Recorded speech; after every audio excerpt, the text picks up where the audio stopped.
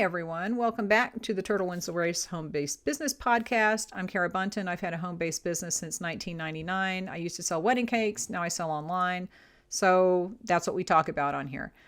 Now, last week I was talking about believing your own press and just don't do it, number one, but also be careful of people who do tend to think that they are the only ones that know anything. And, because there's no one person that knows everything. And when it comes time to invest in your business by buying classes or like continuing your education about business marketing or whatever you might want to look at, whether maybe graphic design, maybe you want to learn how to use Photoshop, maybe you want to learn how to do emails, maybe, there's a lot of things around your business that you can decide to learn about. You really need to be careful. And full disclosure, I sell classes. And I feel like because I sell classes and I have kind of a foot in that world of how to sell a class, it's ugly. That is not a pretty world that you want to be in. Okay. And I didn't really know that until I got into it. Because you think, I'm just going to put a class up and then I will sell it. But depending on what you're selling, and in general, it's one thing if you're selling like a tutorial to people, like to customers. That's great. I think everybody should be doing that because I think people enjoy doing crafts and they like making things. I'm talking about the people who will sell you a class for, however much money, and they're saying that their system is the one guaranteed way that it's going to work for your business and everyone's going to make tons of money and it's going to 10x your business. That was a big thing for a while, right? 10x. I don't know. I guess they came up with 10x. But, here's the thing. When you get into those marketing groups, and I was in some of them and I left them eventually because they're so gross. You get into these marketing groups and at first it's like the 6-figure club. You want to be in the 6-figure club. And I think that was a phrase that was really popular maybe 4 or 5 years ago. The 6-figure club. Once you get into there, then it becomes the 7-figure club and the 8-figure club, right? We want to be in the 8-figure club. Well, look, it's just making people freak out and it just stresses people out, and it's all comparing yourself to people who've been doing this for 20 years and you just started. That doesn't make any sense. Don't compare yourself to people who are way ahead of you in experience. I'll talk about that in a different podcast. But yeah, you need to be really careful when you are buying classes and investing in your business. I do think that there is a good value in investing in your business through buying classes and education and just learning about things, because it cuts that learning curve it'll just eliminate it a lot of the time. I just recently paid a lot for a class about Google Analytics 4 because I had gone through the Google system for their class. Like they have a class about Google Analytics 4. It gave me a basic working knowledge and understanding of how the system works, but there were a ton of gaps and I couldn't really figure out how to make it work for an Etsy shop because Google Analytics 4 is not designed for Etsy. It's not designed for marketplace shops. It's designed for websites and apps, and that's really the purpose of this new system. So the purpose of their system is not for Etsy shops. And there is some really good information that you can get from it, but I didn't know how to get to that. And the Google class that I took did not tell me. All right. So I had taken a class from these people before. Okay. What they do is they do classes for marketing professionals. And I'm talking about people who do stuff that's way beyond my pay grade. They're doing marketing for large companies. They're doing marketing for nonprofits. They're doing, they're doing a lot of marketing work where they're doing things like designing the websites and seeing if this button works better than this button over here. It's all stuff that's just way more specific than anything I would need. But I had taken one of their classes years ago about something, and I knew that it was a good system. I knew that the class that I had taken was really high quality, and it gave me the information that I needed, and I didn't have to hunt all over YouTube to find it. So I said, okay, I will invest in this class because it is an investment, and I assume that I'm going to get a good result. And in a way, I did get a good result. I got the result that showed me that there's really not a whole lot you can do with Google Analytics for Etsy, but there are a few things, and I did find the thing that I wanted to find. So I got the result that I wanted. It was not the information that I would be using on my own website. I mean, I can use this information on my own website, but my goal was to figure out how to use it with Etsy. And, if all that you learn is that you can't do that, you can't, whatever, then that's good because it saves you time. And another example of this is the blogging program that I'm in started a YouTube class, right? So they had a section on YouTube, but they expanded it. And one of the things on there was to go through and look at other channels on YouTube that kind of did the same thing that you did and see what kind of topics they covered, what kind of followers, what kind of views they had, just to kind of see if your channel is YouTube friendly, right? And I'm not talking about topic matter. I'm just saying like some channels work better on YouTube than others. And I realized after going through this process that the people on YouTube that did cake decorating videos had stopped doing them years ago. And they weren't, all of their videos were really old and they weren't really getting a lot of views now. And the ones that were getting views seemed to be the ones that showed up in Google search as a video result. So my assumption is that a lot of people will search Google or YouTube for, like how to ice a cake or whatever the thing is. And those are the kind of real basic videos that people search for when it comes to cake decorating. I have no desire at all to do cake decorating videos like that anymore. I used to when I actually was doing cakes and I had all the stuff available. I had cakes available. I could just like do a video of me icing a cake that I had an order for, so I didn't have to set up anything special. If I did that now, I would have to bake the cakes or buy them. I would go buy them. I'm not going to bake anything. But I would have to have the cake. I would have to have the icing. I would have to actually do something that I wouldn't be doing normally. I have no desire to do that. I'm done with decorating cakes. So if I do anything like that, and I think I do have some plans, unfortunately, I do have some plans for decorating some cakes for some content, blog content and videos.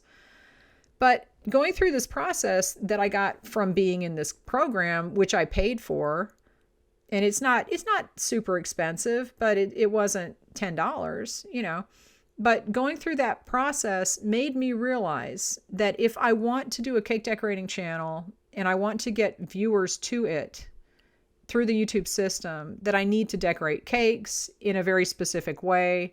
And it probably won't be a tremendous number of views because the way that people apparently look at cake decorating on YouTube is not what I thought it was.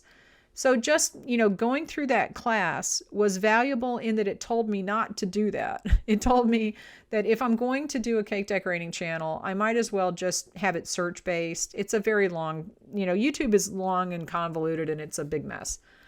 But investing in my business by joining that blogging program helped me understand through this class that they have that what I thought was going to work probably was not.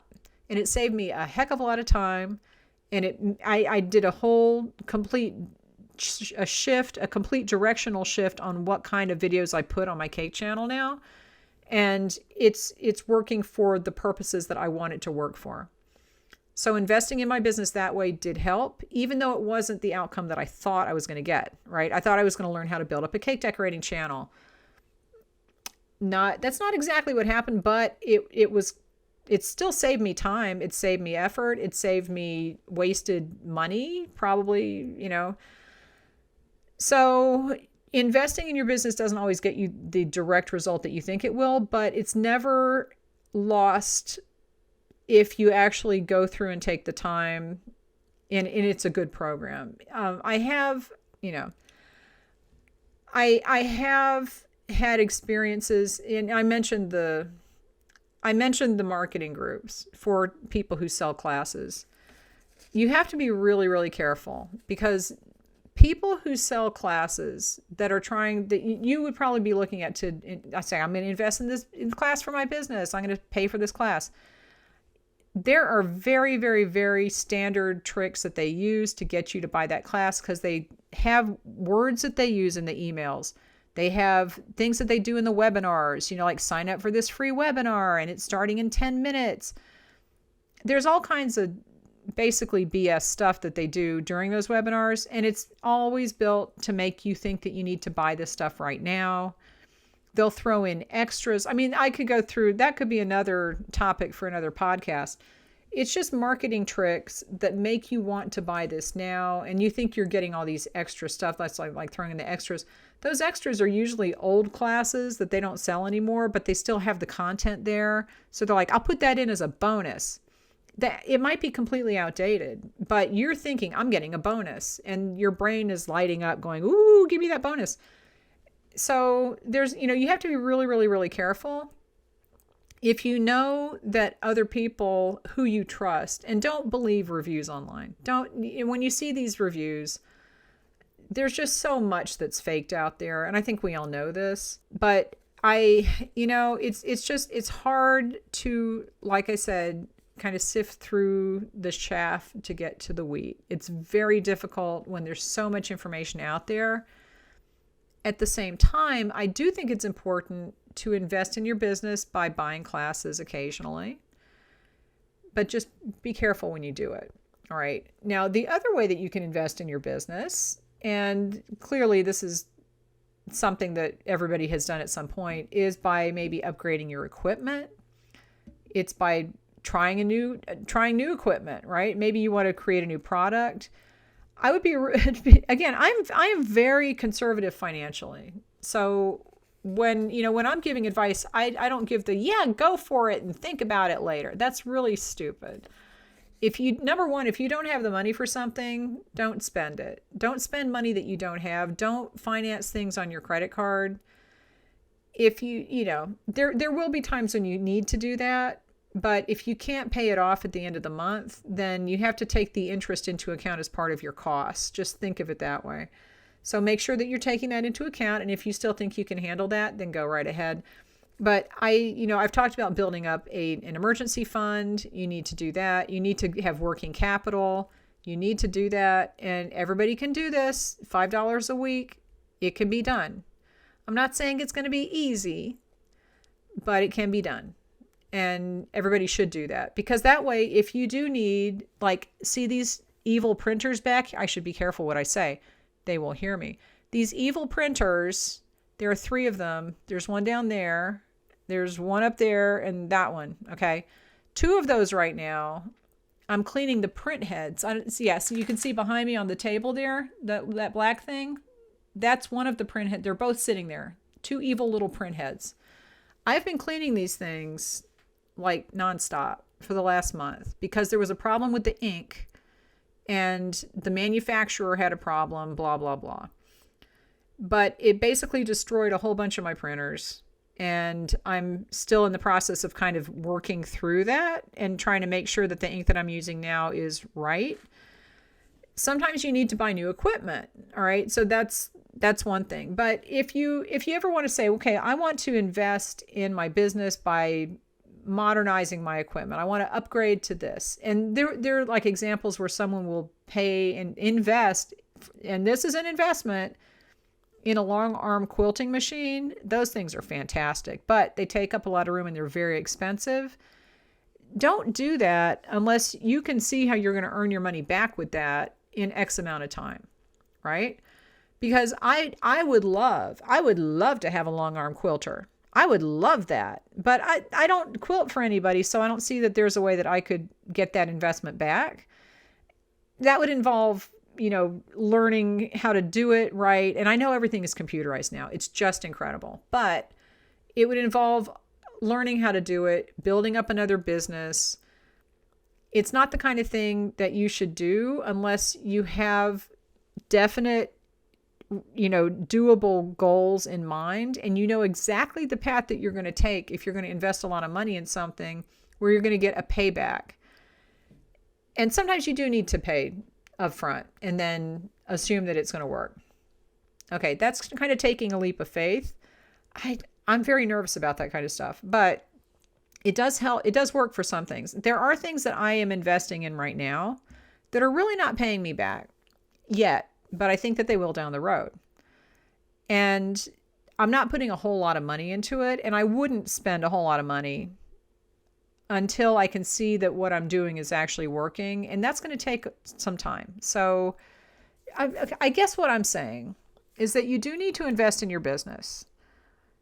Whether it's financial, it could also just be time, and we've talked about, a couple weeks ago, I was talking about how long it takes to build a business up and how long are you willing to invest in that, because that is an investment. That's an investment of your time. But if you're spending your money, just be really, really careful who you're giving it to. And if you're buying equipment, just make sure that you have a plan of how you're going to recoup that cost and make a profit on top of it. And yeah, if I wanted to have a quilting business, a long arm quilter would be great. But, honestly, I don't see a path to that. I could justify it to myself if I really thought hard enough. But you don't want to have to justify it to yourself. You want to sit down and actually make a plan and figure out how you're going to get that money back. And when I thought about, how am I, does it make sense to pay for this class? Because really the only thing I'm using this information for is for a couple of YouTube videos about using Google Analytics 4 with Etsy. And I'm like, but I can add some sections to my eShop Success program, and I have a membership for Google SEO.